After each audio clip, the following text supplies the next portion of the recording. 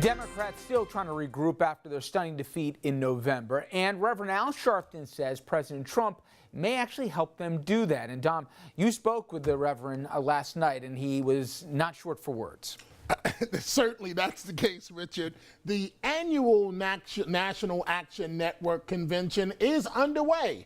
And Reverend Sharpton told us he has never seen Democrats more energized.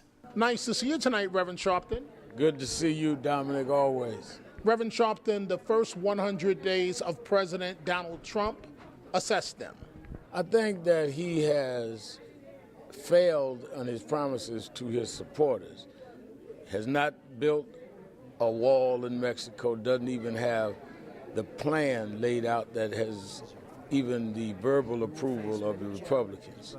Has failed in terms of coming forward with what he committed in terms of repeal and replace Obamacare. Couldn't even get a vote.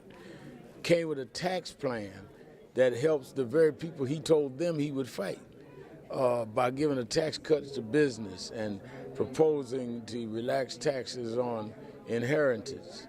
Is not what he told the miners and told the people in Appalachia that he was fighting Wall Street. It was Wall Street that benefits from it, even given by a Wall Street Goldman Sachs executive that he's made the head of his economic council, Cohen.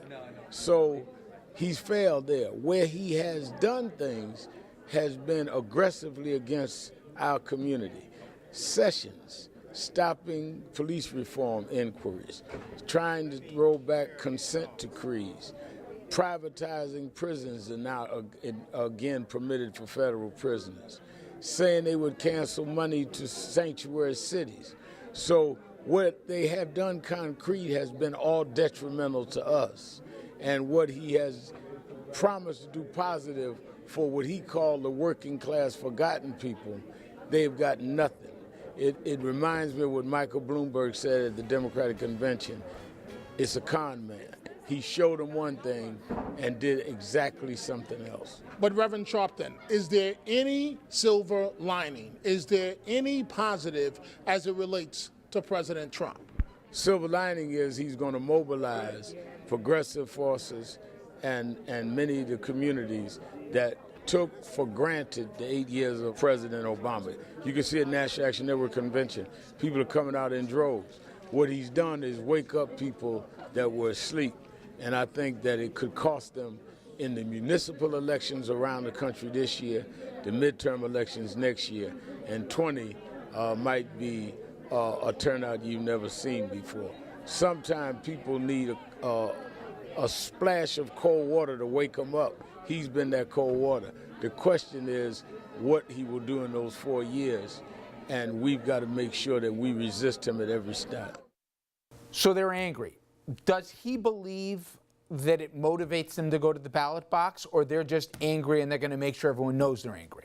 Well, as you just saw, Richard, in the clip, he literally called the President of the United States a con man. And what I have seen, having covered a number of the National Action Network annual conferences, the crowds are rather large. So does that translate to a higher turnout? I guess we'll find out with the upcoming midterm elections. And also, as you mentioned, what the Attorney General is beginning to do may also motivate certain populations too. Now, I can't let you go before we play this. We actually had Reverend Sharpton rapping to our own Dominic. Take a listen. I have a friend who went into business as I went into civil rights after school. I say, what do you do at the evenings? He said, after work, I go to a local pub in Barter. I go home and watch Dominic Carter. Poet didn't even know. The man knew James Brown, worked with James Brown. That's right, he did. He's got a history of music. But you know what I found interesting, Richard? He was in a good mood, and he told me that he watches this show. He sits down and actually watches the show when he's in town and finds out what's going on. We had a different relationship, him and I, back in the Hudson Valley 200 Brawley trial, but different age, different time. I'm glad for the viewership, Reverend Sharpton. All right, Dominic, thank you. Coming up next, everybody, we got some local headlines.